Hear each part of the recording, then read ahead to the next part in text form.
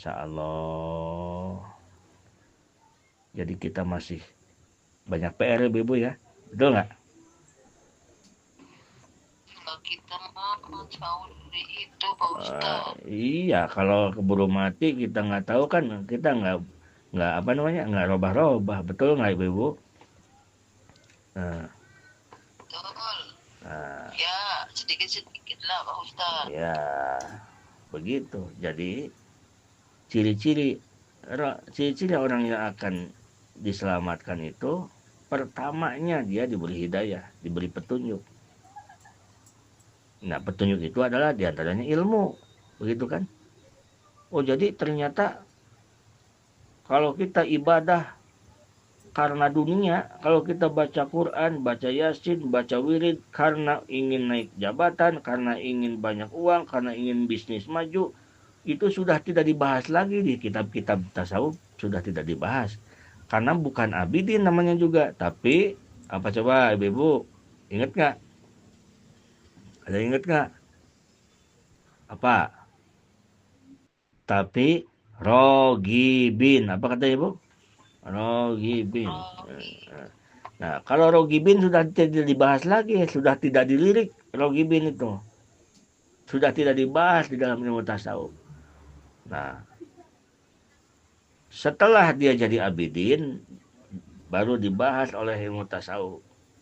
Abidin sudah ikhlas. Gitu. Ibadah karena takut dengan neraka. Ibadah karena ingin pahala, sudah ikhlas. Ibadah karena ingin ke surga, sudah ikhlas. Tetapi belum muhlas. Kenapa alasannya? Karena dia ibadah masih kepentingan untuk dirinya. Dia baca Quran kepentingan untuk dirinya. Dia ingin ke surga. Dia ke surga itu kepentingan dirinya, bukan kepentingan dengan Allah. Nah, tetapi kalau seseorang ibadah hanya melaksanakan perintah Allah, jika seseorang ibadah hanya mengharapkan ridho Allah, jika seseorang ibadah hanya cinta kepada Allah, jika seseorang beribadah hanya mengagungkan Allah, surganya Allah kasih, pahalanya Allah kasih, hidupnya Allah suburkan, dunianya Allah berjadikan mengejar-ngejar dirinya. Sehingga dunia terpelet, terpikat, sehingga dunia takluk terhadap orang yang mukhlas. Masya Allah. Jadi kenapa kita masih takluk dengan dunia? Karena kita mungkin masih di derajat di bawah mukhlas. Kita belajar terus. Lama-lama seperti panah, seperti bako, itu lama-lama akan kita merasakannya. Walaupun dalam kita datang musibah, terjadi panah atau sedang zikir terjadi panah. Insya Allah, jika kita sudah belajar ilmu tentang Allah, sesuatu itu akan diberikan oleh Allah. Kalau ibu-ibu, bapak-bapak jujur, mau bicara, insya Allah, jamaah-jamaah yang benar-benar riyadhah itu, insya Allah akan merasakannya suatu saat. Di antaranya perkenalannya itu biasanya kalbar kilhotib, seperti kilat menyamar di saat kita zikir. Ternyata itu yang sudah dikatakan tadi, seperti seakan-akan seperti lepas ruh kita, seperti terbang melayang, seperti tidak ingat apa-apa. Nah, itulah orang-orang yang sudah mulai dicicipi, mencicipi. Nah, orang kalau yang sudah panah benar-benar tidak terbayang oleh kita bagaimana. Nah, tetapi adalah yang bagus adalah sebagai jadi orang yang ada di dalam makom bako. Nah, jadi ibu-ibu bapak, seorang arif billah ini adalah pangkat yang sangat tinggi. Pangkat di manusia yang sangat tinggi. Bila ibu-ibu mau ingin tahu, bukan seorang yang tahfidul Quran, bukan seorang yang pinter tafsir, bukan seorang apa, bukan yang begitu, bukan. Seorang yang pangkatnya sangat tinggi, tidak ada di atasnya adalah al-arif billah, orang yang ma'rifat kepada Allah.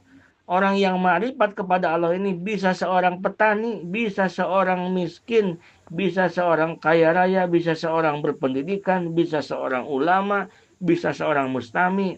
Karena arif billah itu namanya juga muhlas. Muhlas itu bukan dia yang berusaha untuk ikhlas, tetapi muhlas itu adalah Allah yang mengikhlaskannya. Jadi kalau ikhlas itu dia berusaha belajar untuk ikhlas dirinya, berjuang untuk ikhlas dirinya. Kalau muhlas, Allah yang menjadikan ikhlasnya. Nah, jika Allah yang menjadikan ikhlasnya, itu hak prerogatif Allah. Mau ditibakan, mau dijatuhkan ke siapa, mau dijatuhkan ke kiai, mau dijatuhkan ke santri, mau dijatuhkan ke masyarakat awam. Jika Allah jadikan muhlas, maka jadilah dia seorang arif billah. Itu ibu. Jangan berkecil hati bu. Coba kalau ibu syarat jadi waliullah harus tahfidz Quran 30 juz. Kira-kira ibu-ibu susah apa gampang itu? Kalau begitu ibu? Gampang, Pak. Susah. Susah. Susah. Saya juga nggak mampu 30 juz nalar. Pak Haji mampu tuh? Angel, angel. Angel. Allah itu tidak mempersulit. Oh, coba. Syarat jadi waliullah harus tahu ilmu mantek bayan, Johar maknun, mantek bayan, balagoh, ilmu nau sorob. Wah, yang begitu tuh. Hadis, tafsir hadis, muhtalahul hadis, tafsir Quran, ilmu nador, munadoroh, ilmu segalanya. Kira-kira ibu, yang jadi wali, yang jadi kekasih Allah itu akan kiai doang sama ustadz, betul nggak ibu? Enggak, karena Ah, belajar banyak itu. iya, itu ini loh yang akan dijadikan kekasih Allah itu tidak ada syarat-syaratnya dia harus tahfidul Quran, tidak ada syarat. Ini mohon maaf jangan dipelintir ya, jangan dipaham salah paham, bukan berarti tidak boleh begitu, bukan. Cuman ini loh syarat jadi kekasih Allah itu bukan yang begitu. Syarat yang jadi kekasih Allah itu dia mengenal Allah. Dan ada yang lebih utama. Ada orang yang berusaha mengenal Allah. Ada orang yang dia mengenal Allah, lalu Allah kenalkan dia dengan Allah. Ada juga yang diberikan jalan tol, jalan pintas, VVIP. Dia orang awam, dia orang tidak tahu apa-apa, lalu Allah zadab, majdub. Allah tarik sehingga dia kontan jadi seorang arif billah, mengenal Allah. Banyak yang begitu bu. Ada kisah cerita. Orang yang tadinya jauh dari Allah. Tukang maksiat, tukang ini. Banyak duit berlimpah. Lalu bangkrut langsung. Terus bangkrut. Begitu bangkrut langsung datang hidayah dari Allah. Nah, langsung dia merasakan keagungan Allah. Merasakan dirinya sangat banyak berdosa. Sehingga dia menangis bersimpuh di hadapan Allah subhanahu wa ta'ala. Jadi seorang kekasih Allah. Apakah dia jadi kekasih Allah karena dia ketalar Quran ya ibu? Ke tahfidz Quran? Tidak kan? Nah begitu. Jadi semua ilmu agama yang dikaji, mau ilmu tafsir, mau ilmu hadis, mau ilmu apapun, semua ilmu itu tujuannya adalah ingin menjadi kekasih Allah. Ada yang ingin menjadi kekasih Allah lewat dia mengkaji tafsir Quran. Ada yang menjadi lewat jadi mengaji tafsir hadis. Ada yang mengkaji tentang ilmu yang lain-lainnya. Nah, semuanya tujuannya adalah ingin menjadi kekasih Allah Subhanahu wa taala. Oleh ulama disimpulkan, permintaan permohonan kepada Allah itu ada 4 macam. Satu, ada yang sangat buruk, Jika kita meminta kepada Allah sangat buruk, bukan buruk ini, sangat buruk. Seperti apa? Kita meminta kepada Allah sesuatu yang dilarang oleh Allah. Contohnya sudah waktu dulu, yaitu kita meminta supaya Allah mengampuni atau supaya Allah memberikan rahmat terhadap orang yang mati kafir. Nah, itu sangat buruk. Buruk bahkan berdosa ya. Atau seseorang meminta kepada Allah, misalkan ini seorang laki-laki mencintai seorang istri, istrinya sudah punya suami.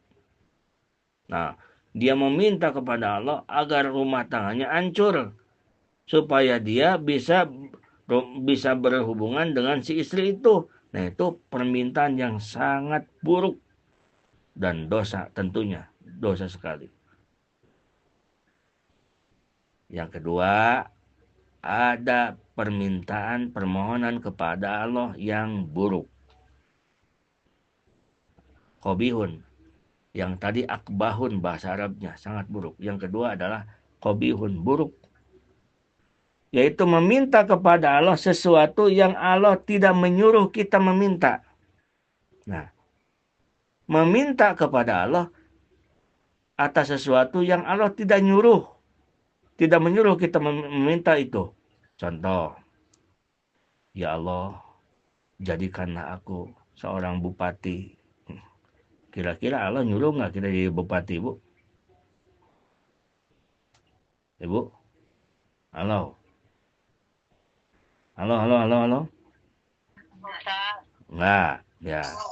Ya. Nah, kalau enggak berarti permintaan kita jadi bupati, permintaan jadi kepala desa itu permintaan yang buruk karena Allah tidak menyuruh ke kita. Atau ya Allah jadikan saya orang yang kaya. Itu buruk. Karena apa? Karena Allah tidak menyuruh. Ada juga Allah menyuruh itu kita menjadi seorang pemurah dan dermawan. Pakai logika, tidak mungkin seorang dermawan kalau dia tidak kaya. Betul tidak ibu-ibu? Betul ya? Nah, karena kalau kita minta jadi orang kaya saja, nanti kayanya itu akan celaka. Bagaimana kalau dia jadi orang kaya lalu pelit? Coba, kan jadi neraka. Kekayaannya hanya menjadikan sebuah pengumpulan atas kayu yang akan membakar dirinya. Nah, tapi yang Allah suruh itu, ya Allah, berikanlah aku rezeki yang halal, yang luas, yang barokah. Tuh, itu kan? Tidak nyuruh Allah meminta, ya Allah, jadikanlah aku orang kaya. Tidak. Kalau kita mengatakan, ya Allah, jadikanlah aku orang kaya, berarti kita berdoa dengan tidak beradab. Karena apa? Berdoa dengan hal yang buruk. Karena Allah tidak pernah menyuruh kita jadi orang kaya. Dan berarti kita sudah memutuskan putusan sendiri bahwa kalau saya jadi orang kaya itu sudah baik. Jadi saya itu tidak baik kalau jadi orang miskin. Baiknya saya jadi orang kaya. Jadi sudah mendahului Allah. Padahal kita tidak dijadikan orang kaya. Allah lebih tahu. Kamu mau nangis getih, nangis darah pun. Kamu ingin kaya. Aku udah irodahkan. Aku udah tetapkan. Kamu itu hidupnya udah begini. Tapi kamu bisa syukur. Kamu kalau kaya itu lebih jauh, malah banyak dosa kalau kaya itu. Kan ada orang yang kalau banyak duit jadi banyak dosa. Banyak duit jadi banyak dosa. Duitnya dikurangin aja, dosanya jadi berkurang. Nah, jadi sesungguhnya kalau uangnya kurang itu kasih sayang Allah. Coba kalau uangnya banyak, udah bong ke sono, bong ke sini. Udah kayak bujur hasepan. Terus aja, wah, Masya Allah, ya Allah, ya Allah. Nah, jadi ibu-ibu,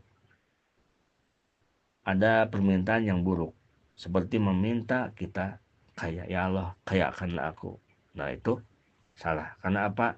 Karena Allah tidak menyuruh kita jadi orang kaya. Jadi itu adalah permintaan yang buruk. Yang baik adalah, contoh yang baik, yang sebagusnya adalah, ya Allah, berikanlah aku rezeki yang halal, yang luas, yang barokah. Rezeki halal, luas, barokah. Luas itu lebih-lebih dari kaya. Begitu. Jadi bukan berarti Allah, kalau begitu nggak nyuruh, kalau kita minta sama Allah minta kaya, kok permintaan yang buruk. Iya, karena kaya itu kan identiknya dengan kekayaan, dengan harta, dengan uang. Tidak berpikir tentang halal dan haram. Begitu maksudnya. Tetapi orang yang meminta rezeki yang luas, yang halal, yang barokah, itu yang diperintah oleh Allah Subhanahu wa taala. Jadi yang pertama apa Ibu? Permintaan yang sangat buruk. Yang kedua, yang apa yang kedua? Buruk. Yang buruk. Yang buruk. Yang ketiga adalah permintaan yang hasanun, yang baik. Meminta kepada Allah yang baik itu adalah yang sudah kemarin. Khairu ma tatlubu minhu wa tolibu minka. Permintaan yang baik kepada Allah adalah meminta sesuatu yang diperintah Allah memintanya. Permintaan yang baik adalah meminta sesuatu kepada Allah yang diperintah oleh Allah memintanya.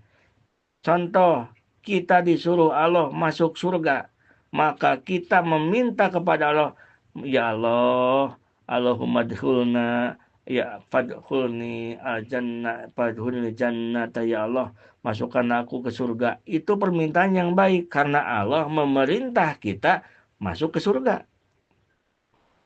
Allah nyuruh kita jadi orang alim. Allah nyuruh kita jadi orang berilmu.